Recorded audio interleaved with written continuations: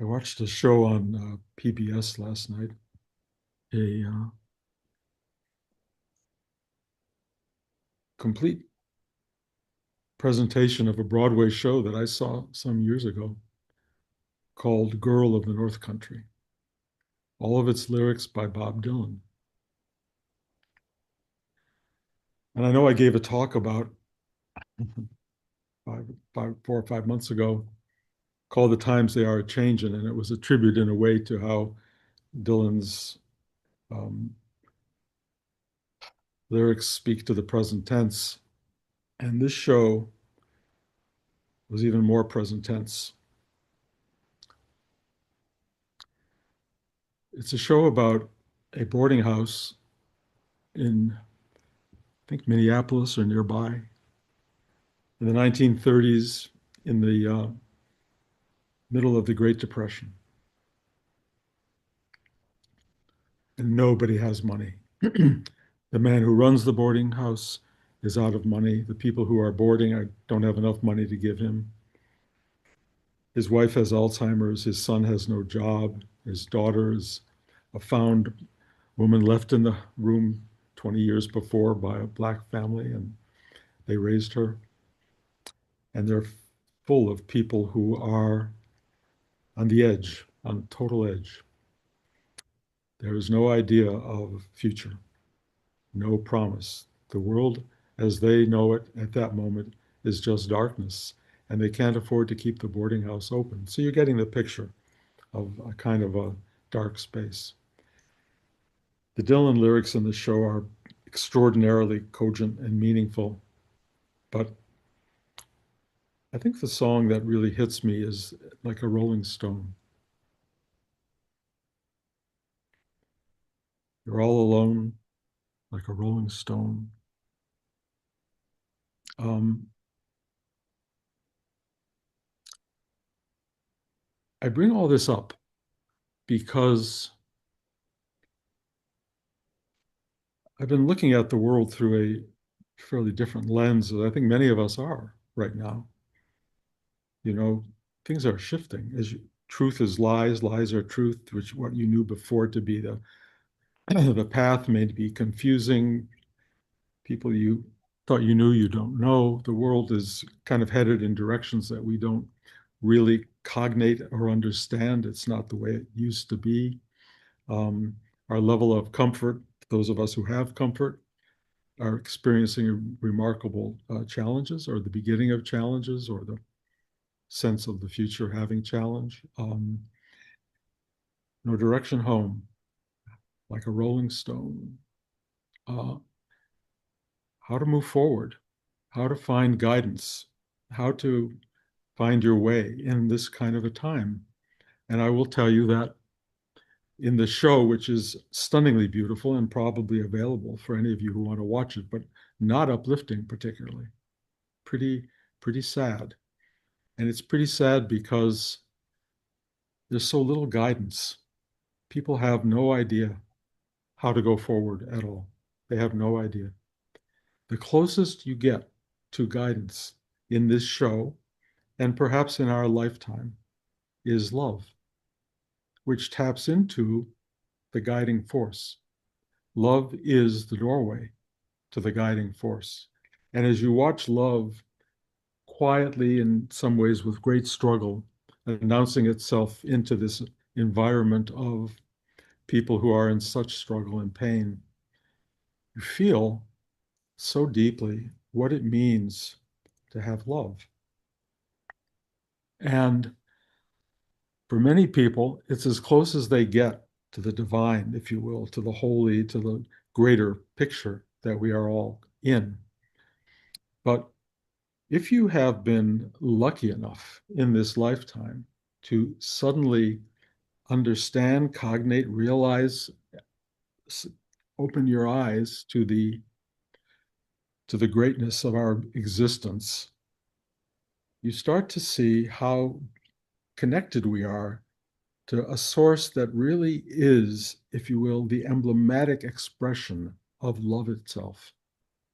It goes deeper than that. It's beyond love. It's knowing, it's truth, it's the guiding force. It's the thing that holds your hand. It's the one way you know that if, even if you're like a rolling stone, you are not alone. There is still something directing your rolling down the hill into God knows what. I will tell you in the end, of course, we're all rolling into oblivion, but that word has terrible negative context. Oblivion is the loss of every bit of what you know. And watching every bit of what you know disappear is to the mind, to the separated self, to the temporal egoistic being that we are, the loss of the mind and knowing and context is really pretty terrifying and yet inevitable. It all dissolves. And at some moment, it may be the very last moment of your life, you are going to watch it go. And I'm not going to try to predict what that moment is like for every person in the world, but probably not fun. It's not probably a big yes. It's, but oh, wait, or no, or whatever it is that the human psyche tends to say to oblivion. The idea of a lifetime of opening and practice, meaning connecting to yourself, to the deeper joy of being, which comes through the experience of love and connection and empathy and sympathy and being a searching open entity of existence, that journey prepares you for that absolute, undeniable finality that we are all facing. And if you are my age and Blanche's age, sooner than later. My spiritual journey has been 60 years or longer, 70 years. And it's gone through so many transformations, many of them documented in these talks. A lot of them appeal to the mind of people who want to know and understand, what do I do? How do I get there? What's the process? Where does this come from? What does it fit into? I can only tell you, as I have been doing recently, all that knowledge base starts to fall away and it doesn't hold truth. It's just a separating factor that allows you to think you know the truth, but the you that knows it is the very thing that's going to go poof. So trying to hold on to knowledge, trying to hold on to knowing, trying to feel your way through this is very difficult. In a way, you're on your own. You are a rolling stone. No way home, no way home, except that you are already home. You are already home. How do you know that? Well, again, um,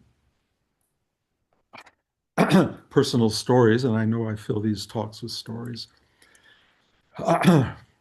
We went to a party yesterday that I didn't really exactly want to go to because it's complicated. It's an old party of gathering of people. We go once a year to this gathering and see the same people. And now that we're all in our 80s, we talk about doctors and things like that, or politics or whatever. And it's not fun. But the bigger problem is, especially for Blanche, and now I also am suffering from it, remembering everybody's names. What are their names? And trying to put together the the picture that we're walking into. And in the old days, of course, you just like everybody gets together. Hi, how are you? You tell your stories, you do your thing. But this time, we walked in carrying big salad that we had made to take to the gathering, and all the people were there. But Blanche has very bad hearing. So if you're not in a one-on-one situation or one-on two or three, four situation, it's not possible to hear. And her memory loss, which is foreshadowing my own, she didn't remember who anybody was. Try going to a party where you don't know the people. Why are you there? What's the value? What's the purpose? And it's kind of shattering. That's something that is so part of your history and so familiar is no longer really anything but history and now very unfamiliar. And so we all stood around. We tried to be social in a way. Finally, Blanche sat down quietly in a corner, and occasionally people would come up one on one and try to be kind, and it was easy to love Blanche. But when she's not really knowing the storyline of who you are, it gets a little bit complicated. And so I just sat with her, and finally we decided to leave, and to leave prematurely. And I had to explain to many people what was going on because they weren't really sure that all this had taken place. And the sadness that I experienced, and if you will, a kind of depression really filled me. And because it was a real turning point, I just know we're not going back to this party next year, even though we've been there for years. And it was defining, no direction home, like a rolling stone. And we got our stuff, we got in the car, and we started driving home, and we got lost on the way home, which is because Blanche used to be the one that told us how to get everywhere. She was the sense of direction. I just followed. Suddenly, I'm supposed to be the leader, and I did not remember. So we had get on a road called the Taconic, and it's like 10 miles between exits. So we're going in the wrong direction, and all this failure is happening, and I am exploding with love. I am exploding with love for my wife, for Blanche. And I think I've talked about this before, and I don't fully understand it, but at the core of sadness and depression, and trust me, sadness and depression are not avoidable in this journey. They are part of the journey. But what I did not understand or expect, that in the full-blown expression of sadness was this vastness of love. And I've shared this with you before, I think, but my experience of loving my wife, I knew about it early on because when I met her, I loved the person I knew she would be and become. But now she has become and has been the totality of herself. And I have found myself loving a totality of a being that I had not had access to until now because we have arrived at 56 years or whatever of marriage and being together. And here's this huge loss and sadness and life changing and things turning around dramatically. And yet I have never been able to love anyone as much or as deeply as I have with Blanche. And I will tell you, it comes from Blanche on many levels, but I'll tell you what it truly comes from: an openness to life itself, an openness to the universe, to this extraordinary sense of radiance that pours through anybody who reaches for it, this sense of knowing that life is an exquisite experience, even when it's depressing, even when it's sad, even when you're suffering. It's part of this extraordinary thing of being and being alive. And sometimes it mirrors itself in the person you shared your life with or someone you know in your life. Or if you have nobody else like that, and many people don't, then you go inside and you feel this love for being itself. Sometimes it will disappear.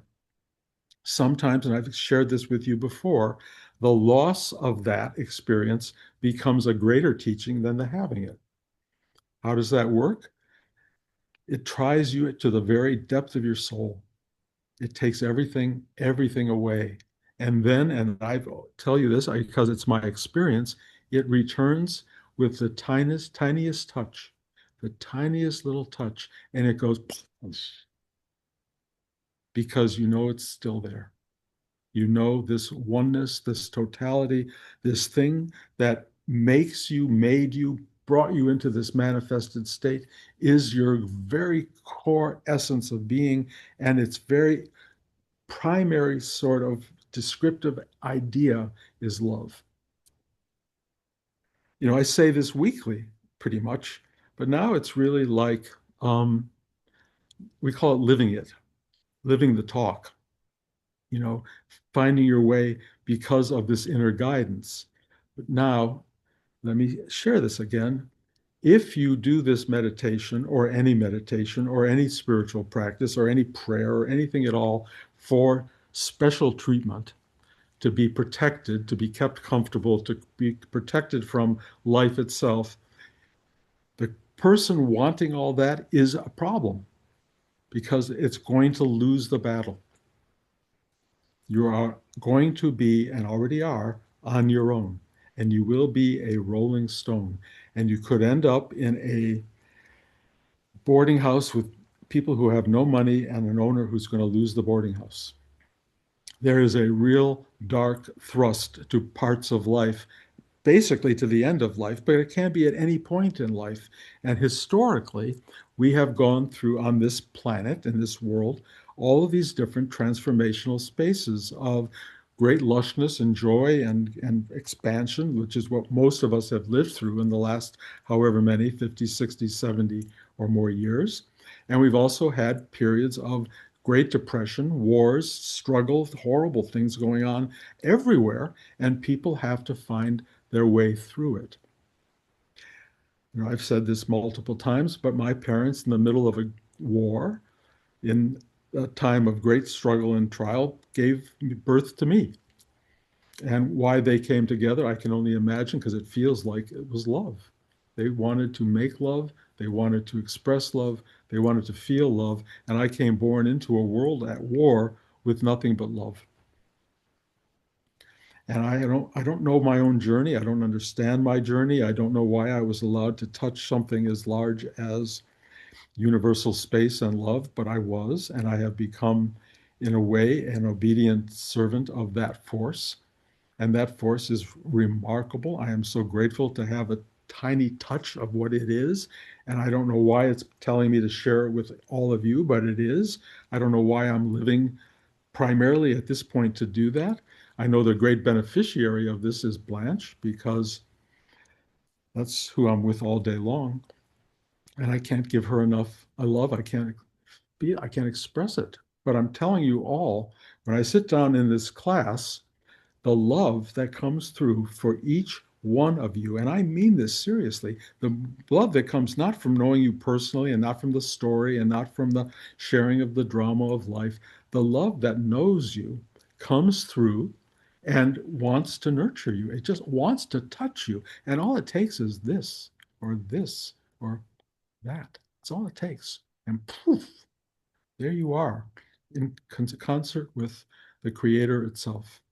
And in concert with the Creator, you are able to feel love and, in the best of worlds, to be a bearer of love, to share that love with others in the world and in the universe, and to be of aid and help to the Creator itself. This is what we're doing here. So, right now, I am experiencing urgency in this. The world is changing. We all know that. You turn on the news or don't turn on the news, you feel it changing in the political sense. We're aging out, we're going to parties where we can't remember who the people are, you know, but you wake up in the morning and the leaves are unbelievably beautiful. The trees are lovely. That we have a pond and our fish and the birds, and the whole thing I talk about all the time. These are the constants, these are the truths of our life. And even that may change because of all of the sort of mistaken ideas that much of our culture is involved in right now. But hopefully, life will be able to sustain itself. And even if in some cosmological sense it can't, I will try to remind you the little bit I sort of grasp or understand of any of this is we are tiny. We're tiny in something very, very, very, very vast, nameless, unknowable, and yet informing us moment to moment in our existence. We are part of something. And even if the world went away, boop, this thing is. So I mean, you don't have to believe me, but I will tell you, if you sit and go deep enough, you'll know what I'm talking about. It's right there. It's not hidden, never been hidden. It's only hidden from people who aren't looking. And people who are not looking, that boarding house was full of people who were not looking. And it was amazing because you kept experiencing, as you watched that TV show, The Girl from the North Country, that because of our Hollywood storytelling, they'd all find what they're looking for. Everybody would find upliftment. They'd all find their whatever they were hoping for. I don't want to spoil this for you, but it's not exactly how it works. Finding it is a very special and unique experience. You guys who are sitting here for a reason. You are, in a sense, here because you have found the doorway. That doorway was transmitted by my teacher originally, Rudy, who had come through Swami Nityananda, who I never knew. I put my head on his bed once and it was beautiful, but I never knew him. But I do know that there is some lineage to this teaching, and we are beneficiaries. Do the work, practice daily, and I will tell you when you get to 82 or whatever years old, if you have a partner, you will not believe how much you love that partner. If you don't have a partner, you will not believe how capable you are of loving life itself, of suddenly finding in the midst of depression and sadness beyond understanding. I'm not saying you escape that because if that's your goal, good luck. But when you experience it, when you touch that depth of suffering and sadness and loss and impermanence and all of those deeply disturbing elements of the human experience, you will be shocked to find how much beauty and love and joy come at the very core of that loss. You don't have to believe me and you don't have to work to get there because getting there as a goal is still involves a kind of you and it kind of thing. I want to have that. What I'm discovering, and I've described this multiple times now, is the I trying to get it is the problem. So the I starts to dissolve. And so that dissolving, which is really at the core of the spiritual practice, and you can't destroy it, but it dissolves quite by itself. Oh my God, sunlight just arrived for the first time in days. You cannot destroy, you cannot destroy that self. It dissolves. It dissolves of its own value. Put your attention on the very core, and that self dissolves. And what that means is the mind that wants to know and figure it out and grasp it all, is no longer there. It's just not there. But what is there is sunlight appears. Wonderful, wonderful metaphor for the talk and the day. So, at the risk of boring you all to death, I'm going to just stop. But I can tell you that we're like Rolling Stones, no way home. We're all alone. But it's an amazing, glorious, tune filled journey. If you want to watch that TV show, it might spark some stuff for you. Listen to Dylan sing, he always sparks things. And more than anything, go inside and find where they got the source to write that show and write that song and that music. It's all within and it's ready to shine out from you. Let it shine. Okay, I guess I can ask for questions. Anybody have questions? Oh, George. George, I can't hear you, so put your mic on. Ask you to talk about the Big Indian retreat coming up.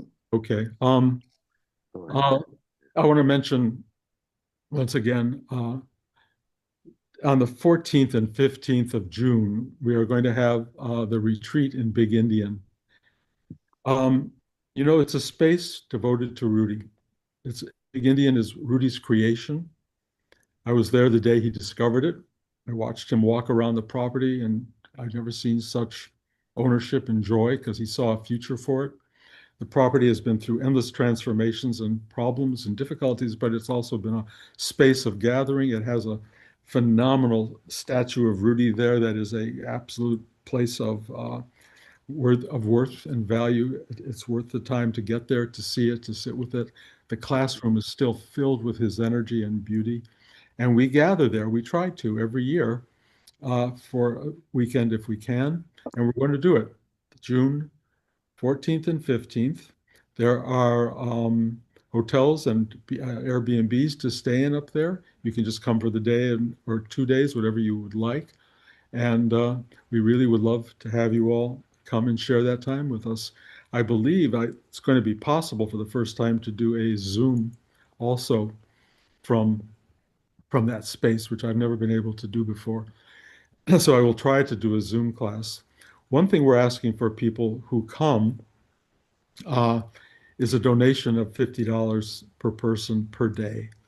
And I'm going to actually ask those of you who come on Zoom, if there was an email we sent out last week with a place you can go to make a donation. Big Indian needs help. It just needs help. If you come there, you'll see that. It's a spiritual garden that needs watering.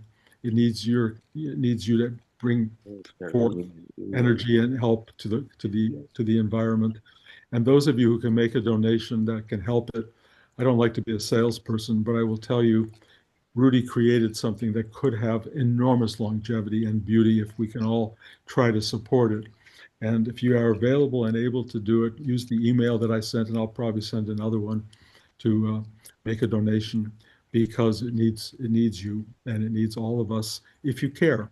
If you don't care, it doesn't mean that you won't have this class and you won't have this experience. It's free and has always been free, and it will never be otherwise.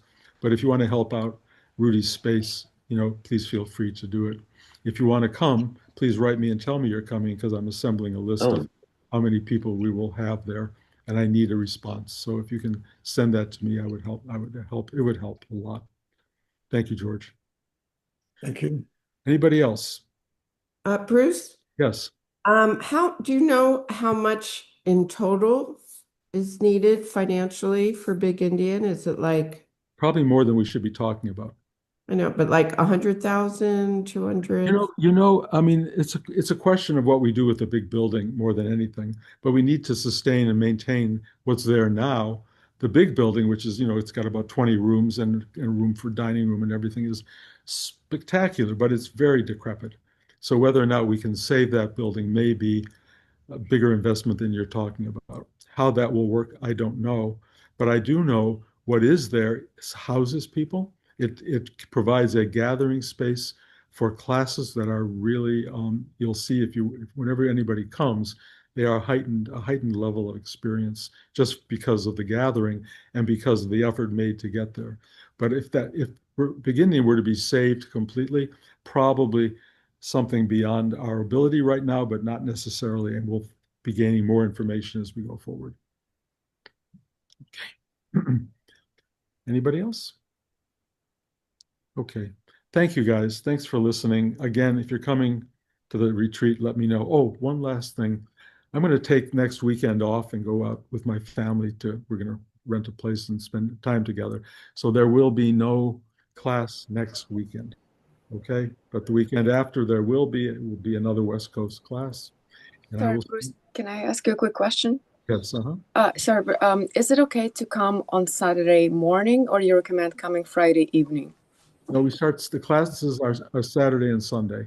Okay, Start got it. 11 o'clock Saturday morning, Hmm. 3 in the afternoon, and the same on Sunday. Understood. Thank you. You're very welcome. Thank you, guys. Sending love to everybody.